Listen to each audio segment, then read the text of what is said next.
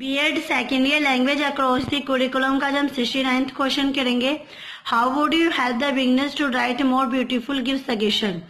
किस तरीके से जो बिगनर्स बच्चे होंगे उन्हें हम राइटिंग के बारे में बता सकेंगे, किस तरीके से वो अपनी राइटिंग को अच्छे से सुंदर से लिख सके, उसके लिए हम क्या उन्हें सजेस्ट कर सकते हैं, वो देखेंगे। Answer, the following are the some suggestion to improve the hand writing of the students. इसमें कहता है हम कुछ बच्चों को बच्चों को राइटिंग इम्प्रूव करने के लिए सजेशन करेंगे, जो कि हम देखेंगे। फर्स्ट पॉइंट है, great attention need to be paid to hand writing from the beginning. जब हम बच्चों को लिखना सिखाते हैं तो उस टाइम जो बच्चों का अटेंशन होता है वो बहुत ही ज्यादा मायने रखता है, क्योंकि इसके जरिए ही हम बच्चों को हैंड राइटिंग के बारे में समझा सकते हैं और लिखते वक्त उन्हें बता सकते हैं। Correct habits of writing should be cultivated in the student at the early stage। Early stage में क्या होता है, जब हम बच्चों को लिखना सीखते हैं तो उनके हमें आदत बनानी चाहिए, हैबिट्स बनानी चाहिए, जिससे कि वो अच्छे ढंग से अच्छे तरीके से प्रॉपर वे में लिख सके। It is very difficult to addict wrong habits when once they are formed.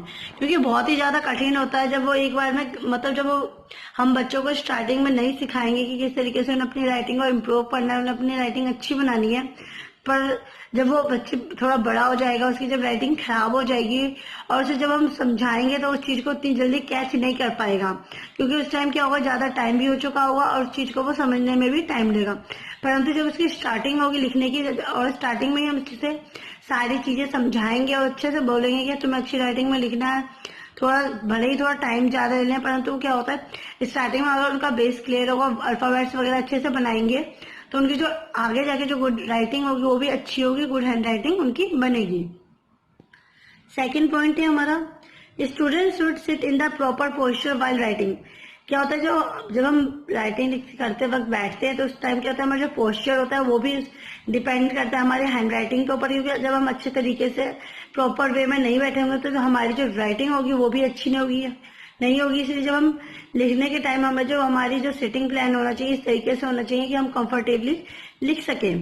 They can not acquire a good hand when they are sitting on the floor और and writing in their notebooks.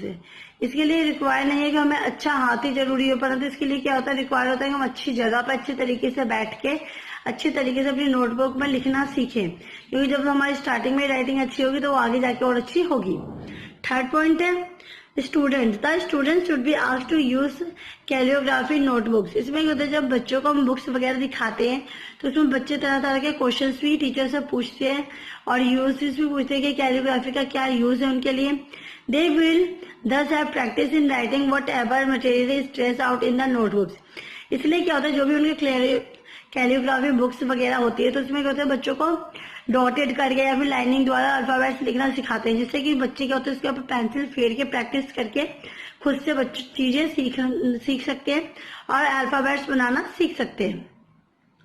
Fourth point है, while the students are writing, the teacher should go round the class to ensure that the students are making the correct movements। इसमें क्या होता है, जब teachers बच्चे होते हैं अच्छे तरीके से लिख रहे होते हैं अच्छे पोस्चर से और अच्छी राइटिंग में, तो इसमें जो टीचर्स होती है उनका काम होता है कि वो क्लास में राउंड करके देखे कि जो बच्चे हैं वो अच्छी तरीके से लिख रहे हैं नहीं लिख रहे, वो अपनी राइटिंग पे ध्यान दे रहे हैं या नहीं दे रहे, वो करेक्ट पोस्चर में करेक्ट मूवमेंट्स में बैठे हैं या नहीं बैठे। फिफ्थ पॉइंट है, students should use the 4-line exercise books for doing written work during the first 3 years of learning English।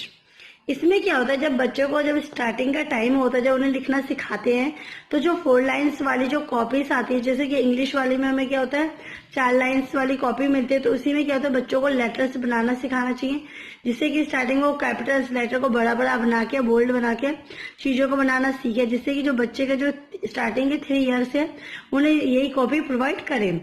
Such exercise books will provide them practice in writing letters of uniform size. इस तरीके की जो हम exercise books लगाते हैं तो उससे क्या होता है, बच्चों की जो प्रैक्टिस होती है वो भी अच्छे तरीके से होती है और वर्ड्स को वो कहते हैं यूनिफॉर्म वे में, यूनिफॉर्म जो उनका साइज होता है उसमें बनाना भी वो सीखते हैं। 6th पॉइंट है, the teacher should point out to the students the direction of movement in the formation of various letters. इसमें क्या होता है, जो टीचर्स होती है बच्चों को time to time point out करती है, डायरेक्शन भी देती है कि किस तरीके से उन्हें अपने अल्फाबेट्स या लेटर्स को बनाना है, किस तरीके से उन्हें सही डायरेक्शन दे सके। तो इस तरीके से जो टीचर्स होती है बच्चों के ऊपर प्रॉपर तरीके से ध्यान देती है और जो भी मिस्टेक्स वगैरह होती है वो उसको सही करती है और अच्छे से लिखना और करना सिखाती है। 7th पॉइंट है the teacher pay individual attention to each student in the class. जो टीचर होती है सभी बच्चों के, सभी इंडिविजुअल के ऊपर क्या होता है, अटेंशन देती है, हर एक बच्चे को अच्छे तरीके से ध्यान देती है और उनका काम भी अच्छे तरीके से वो चेक करती है। He should bring to the notice of the student the drawbacks if any in the formation of various letters. इसमें क्या होता है, वो टीचर्स जो बच्चों के ऊपर प्रॉपर तरीके से ध्यान देती है, उसे नोटिस भी करती है और कोई भी उसके अंदर खामियां होती है तो उसे ठीक करके उसे सही अल्फाबेट्स लिखना सिखाती है और जो भी उनकी कोई परेशानी होती है तो उसे सॉल्व करने की कोशिश करती है। 8th पॉइंट है hand writing competition should be held from the time to time. और इसमें क्या होता है, टीचर्स होती है टाइम टू टाइम कॉम्पिटिशन और एक्टिविटीज भी करवाती है जिसमें कि बच्चे, बहुत सारे बच्चे पार्टिसिपेट लेते हैं और वो भी अपना हुनर दिखाते हैं कि जो उनकी राइटिंग है वो कितनी ज्यादा सुंदर है और किस तरीके से वो अच्छी राइटिंग में लिख के दूसरों के सामने दिखा सकते हैं। द स्टूडेंट्स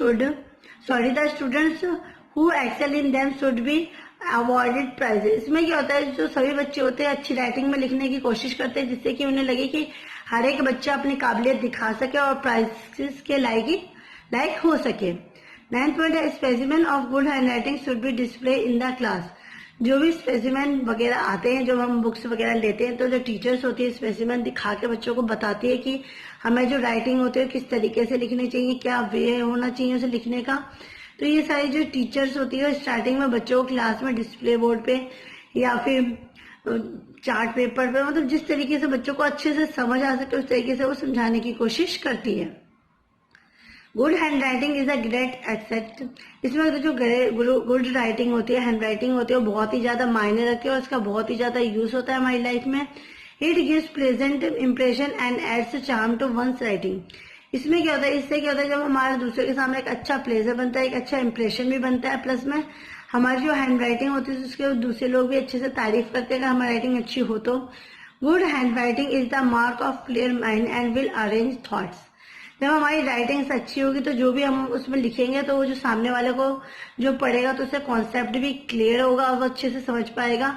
और इससे क्या होगा, जब हम उसे अच्छे तरीके से लिखेंगे तो जो पढ़ने वाला होगा उसे अच्छे से समझ भी आएगा, उसे अरेंज भी कर पाएगा और उसकी जो सोच है कि वो क्या लिखना चाहता है उसे वो समझ पाएगा। It helps peoples to acquire habits of accurate observation, neatness and precious.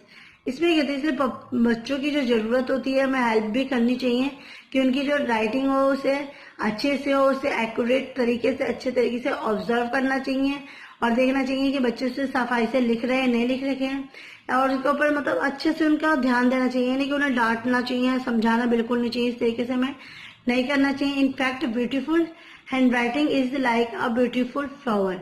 इसलिए यह कहा गया है कि अगर हमारी राइटिंग ब्यूटीफुल होगी और जो हमारी राइटिंग जो ब्यूटीफुल होती है वो किसी एक सुंदर फूल के समान होती है। जिस तरीके से एक सुंदर फूल होता है उसी तरीके से जब हमारी हैंड राइटिंग अच्छी और सुंदर होगी तो हमारा जो राइटिंग है उसका कंपैरिजन क्या है, फूल की तरह सुंदर तरीके से किया जाएगा। ये थे हमारे suggestion of good hand writing. I hope आपको आज की वीडियो पसंद आई होगी। प्लीज मेरे वीडियो को लाइक, कमेंट एंड सब्सक्राइब कीजिए। Thanks for watching.